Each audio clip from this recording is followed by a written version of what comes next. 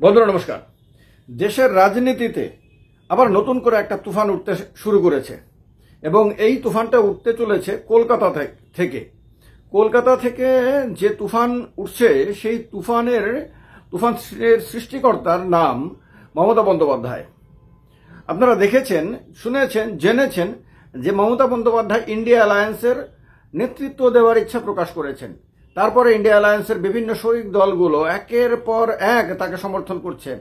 শারদ পাওয়ারের মতন ব্যক্তি তাকে সমর্থন করছেন, উদ্ধব ঠাকরের মতন ব্যক্তি সমর্থন করছেন, অখিলেশ যাদবের মতন ব্যক্তি সমর্থন করছেন, তেজস্বী যাদবের মতন ব্যক্তি ঘুরিয়ে ফিরে সমর্থন করছেন, বিভিন্ন নেতারা সমর্থন করছেন। কিন্তু এর মধ্যে আরেকটা জিনিস দেখার বিষয় রয়েছে, সেটা হলো মমতা ব্যানার্জি নিজেকে একজন রাষ্ট্রবাদী নেতা হিসেবে, রাষ্ট্রীয় নেতা হিসেবে বিভিন্ন বিষয়গুলোতে নিজের সংযত মন্তব্য করে করে আপনার এমন একটা ছবি তৈরি করতে চলেছেন, মানে শুরু করে দিয়েছেন অলরেডি, যেটা বিজেপির জন্য টেনশনের কারণ। আপনারা দেখেছেন বাংলাদেশের হিন্দুদের ওপর অত্যাচারের ব্যাপারে মমতা বন্দ্যোপাধ্যায় সরাসরি সংখ্যালঘুদের ওপরে অত্যাচারের নিন্দা করেছেন, যেটা সাধারণত অনেক নেতা করেননি। ভারতবর্ষের অনেক নেতা এ ব্যাপারে সরাসরি মুখ খোলেননি। কিন্তু মমতা বন্দ্যোপাধ্যায় এক্ষেত্রে কোনো বিন্দুমাত্র কাল বিলম্ব না করে বুদ্ধিমত্তার পরিচয় দিয়ে নিজে যে তিনি সবার নেতা, তিনি যে বৃহত্তর জাতীয় স্বার্থের কথা ভাবেন সেটা বোঝাতে গিয়ে, সেটার প্রমাণ রাখতে তিনি সেখানে সরাসরি মন্তব্য করেছেন। কখনো শান্তি সেনা পাঠানোর কথা বলেছেন বাংলাদেশে, কখনো তাকে জিজ্ঞেস করা হয়েছে যে কলকাতা দখলের যে হুমকি দেওয়া হয়েছে তার পরিপ্রেক্ষিতে তিনি বলেছেন কি আমরা কি সেখানে আঙুল চুষবো। তার মানে এই যে কঠিন বক্তব্যগুলো তিনি রাখছেন, এই রাখার মধ্য দিয়ে সারা ভারতবর্ষের মানুষের নজরে তিনি চলে আসছেন। হিন্দুত্ববাদী সংগঠনগুলোর নজরে তিনি বিশেষ প্রিয় পাত্র হয়ে যাচ্ছেন। তিনি অধিকারী ব্রাদার্স, অধিকারী পরিবারের জন্য টেনশনের কারণ হচ্ছেন। এমনিতেই তো তিনি টেনশনের কারণ, সর্বভারতীয় বিজেপি নেতাদের জন্য টেনশনের কারণ হয়ে গেছেন যারা। কারণ মমতা বন্দ্যোপাধ্যায়ের যে ছবিটা, হিন্দু বিরোধী ছবি, প্রো মুসলিম ছবি একটা তারা আঁকার চেষ্টা করে আসছিল, সেটা ধাক্কা খাচ্ছে। বাংলাতে 1.5 বছর পরে যে বিধানসভা নির্বাচন আসছে, সেই নির্বাচনের আগে মমতা বন্দ্যোপাধ্যায়ের এই ভূমিকার ফলে বিজেপি এখন মহা দুশ্চিন্তার মধ্যে পড়ে গেছে যে বাংলায় যে হিন্দু ভোট, যেটা বিজেপির দিকে চলে গেছিল, বিশাল সংখ্যক ভোট মমতা বন্দ্যোপাধ্যায়ের জন্য যেটা ক্রমে ক্রমে মাথা ব্যথার কারণ হচ্ছিল, সেই হিন্দু ভোটের অনেকটা আবার মমতা বন্দ্যোপাধ্যায়ের দিকে চলে আসতে পারে, যার বেনিফিটটা তৃণমূল কংগ্রেস পেতে পারে। এবং এটা বিজেপির জন্য আগামী বিধানসভা নির্বাচনের আগে এমন একটা বিষয় যেটা শুধু বাংলার যে অধিকারী ব্রাদার্সরাই যে এটা নিয়ে ভাবছে তা না, এটা নিয়ে কিন্তু জেপি নাড্ডা, অমিত শাহ, নরেন্দ্র মোদীরাও কিন্তু ভাবতে বাধ্য হচ্ছেন। একদিকে মোদীর টেনশন হলো যে সর্বভারতীয় ক্ষেত্রে ইন্ডিয়া অ্যালায়েন্সের নেত্রী হিসেবে, তার সুপ্রিম কমান্ডার হিসেবে মমতা বন্দ্যোপাধ্যায় সত্যি সত্যি উঠে আসেন কিনা। তাহলে বিজেপি বিরোধী সমস্ত রাজনৈতিক দলকে একাট্টা করে একটা বড় যে রাজনৈতিক তুফান ভারতবর্ষে গড়ে উঠবে এবং এটা মমতা বন্দ্যোপাধ্যায় গড়ে তুলবেন, এই ব্যাপারটা বুঝতে কারোর অসুবিধা হয় না। কারণ তার অতীতের কথা মাথায় রেখে বিজেপি ভবিষ্যৎটাকে দেখছে। এই কারণে বিজেপির জন্য এটা ভীষণ টেনশনের। এটা অনেকে মনে করেন কংগ্রেসের জন্য মাথা ব্যথার কারণ। কংগ্রেস মনে হয় না খুব বেশি এক্ষেত্রে বাধার কারণ হবে।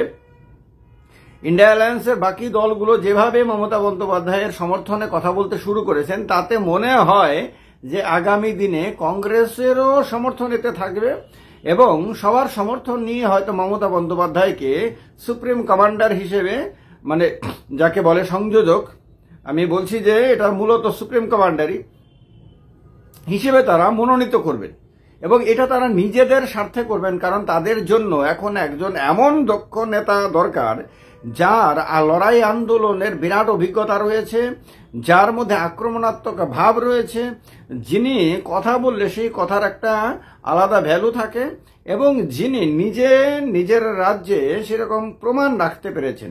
বিজেপিকে বারবার তিনি নাকানি চোবানি খাওয়াতে পেরেছেন। নরেন্দ্র মোদী যখন একদম খ্যাতির শীর্ষে ছিলেন, যখন মধ্য গগনে সূর্য হিসেবে চকচক ঝকমক করছিলেন, তখনও নরেন্দ্র মোদী, অমিত শাহ, জেপি নাড্ডা এবং তাদের পুরো সারা ভারতবর্ষের সম্পূর্ণ শক্তি ঢেলে দিয়েও বাংলা দখল করতে পারেননি মমতা বন্দ্যোপাধ্যায়। নরেন্দ্র মোদীর সে দুর্বার রথকে বাংলার সীমান্তে আটকে দিতে পেরেছিলেন।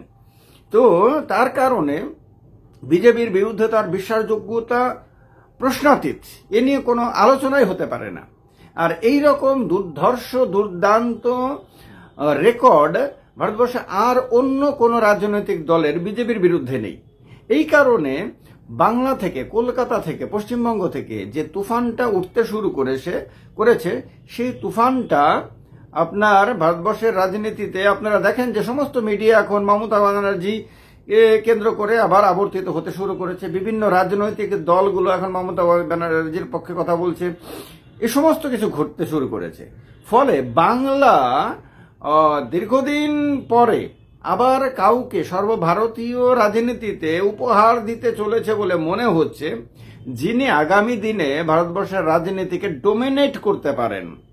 এবং এর সম্ভাবনা প্রবল, কারণ তিনি যখনই সর্বভারতীয় রাজনীতিতে উঠে গেছেন তখনই কেন্দ্রীয় সরকারে তিনি কিন্তু ডোমিনেটিং পজিশনে ছিলেন। সে অটল বিহারী বাজপেয়ীর নেতৃত্বাধীন এনডিএ সরকারেই হোক অথবা তার পরবর্তী সরকারগুলোতে হোক, যখনই মমতা ব্যানার্জি সর্বভারতীয় রাজনীতিতে গেছেন তখনই তিনি এমন ছাপ রেখে এসেছেন যে ছাপের জন্য তাকে আজকে পর্যন্ত সবাই স্মরণ করতে বাধ্য হচ্ছে। এ কারণে একদিকে তিনি আপনার বাংলাদেশ ইস্যুতে তার স্বাধীন মতামত দিয়ে আপনার অধিকারী, শুভেন্দু অধিকারী, সুকান্ত মজুমদার এবং দিলীপ ঘোষ এদের অনেকটা ভোতা করে দিয়েছেন তাদের আক্রমণটাকে। তারা ভেবেছিলেন যে এটাকে কাজে লাগিয়ে বাংলাতে এমন একটা পরিবেশ সৃষ্টি করবেন যাতে, তারা আশা করেছিলেন যে তৃণমূল কংগ্রেস এবং মমতা ব্যানার্জি এক্ষেত্রে মানে নিরপেক্ষ ভূমিকা পালন করবেন, এক্ষেত্রে হয়তো কোনো কথা বলবেন না, মুসলিম ভোটারদেরকে খুশি করতে গিয়ে হিন্দুদের উপর নির্যাতনের ব্যাপারে কোনো আলোচনা করবেন না, এবং এইটাকেই তারা বড় ইস্যু করবে। তারা মানুষকে বোঝাবে যে দেখো, আমরা বারবার বলে এসেছি যে তিনি প্রো মুসলিম, তিনি অ্যান্টি হিন্দু, এবং এটাই সত্যে প্রমাণিত হয়েছে। যখন ওপার বাংলায় যখন বাঙালি, হিন্দু বাঙালিরা যখন আক্রান্ত হচ্ছে, তাদের মন্দির আক্রান্ত হচ্ছে, তাদের ধর্ম সংস্কৃতি সমস্ত কিছু ক্ষতিগ্রস্ত হচ্ছে, তখন তিনি চুপ করেছিলেন, নীরব দর্শকের ভূমিকা পালন করেছিলেন, কারণ তিনি বিশেষ কোনো গোষ্ঠীকে তিনি খুশি করতে চান।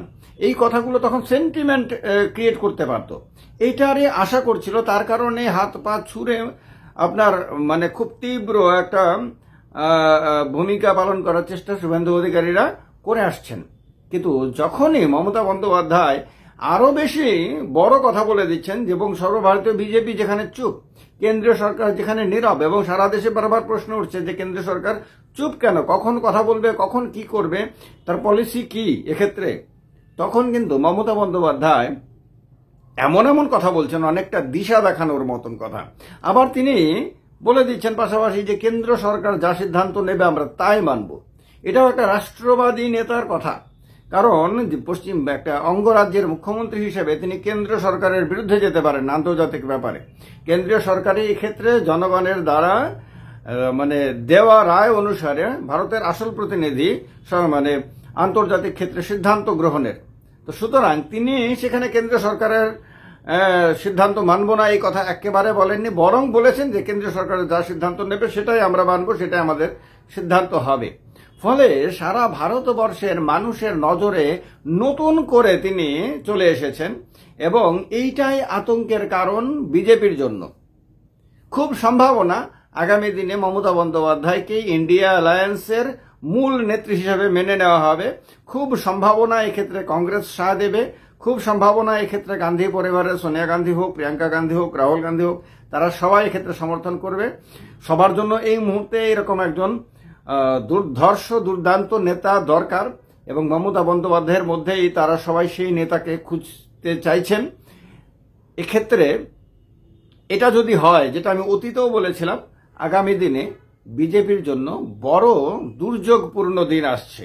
সর্বভারতীয় রাজনীতিতে এতদিন পর্যন্ত বিরোধীদেরকে অনেকটা মডারেট, অনেকটা সাধারণ, অনেকটা নেতিয়ে পড়া জোট হিসাবে বিরোধী জোট এবং বিরোধী দলগুলোকে বিজেপি মনে করে অনেকটা কমফোর্টেবল পজিশনে ছিল। সেই কমফোর্টটা বিজেপির হাত থেকে কিন্তু চলে যাওয়ার সময় আসছে যদি মমতা বন্দ্যোপাধ্যায় সত্যি সত্যি ইন্ডিয়া অ্যালায়েন্সের নেতা হিসেবে নির্বাচিত হন, যার সম্ভাবনা প্রবল। এবং এইটাই নরেন্দ্র মোদী অমিত শাহদের রাতের ঘুম কেড়ে নেওয়ার জন্য যথেষ্ট। কি মনে হয় আপনাদের, আগামী দিনে সত্যি সত্যি মমতা বন্দ্যোপাধ্যায়কে নেতা নির্বাচিত করা হবে কি হবে না? জানাবেন কমেন্ট বক্সে কমেন্ট করে। আর যদি সত্যি সত্যি তিনি ইন্ডিয়া অ্যালায়েন্সের অর্থাৎ বিরোধীদের সম্মিলিত জোটের আপনার নেত্রী হন, তাহলে তার কি রকম প্রভাব বিজেপির রাজনীতিতে পড়তে পারে? আপনাদের মতামত জানাবেন কমেন্ট বক্সে কমেন্ট করে। ভালো লাগলে ভিডিওটিকে শেয়ার করবেন, আর চ্যানেলটিকে সাবস্ক্রাইব না করে থাকলে অবশ্যই করে নেবেন। জয় হিন্দ, বন্দে মাতরম।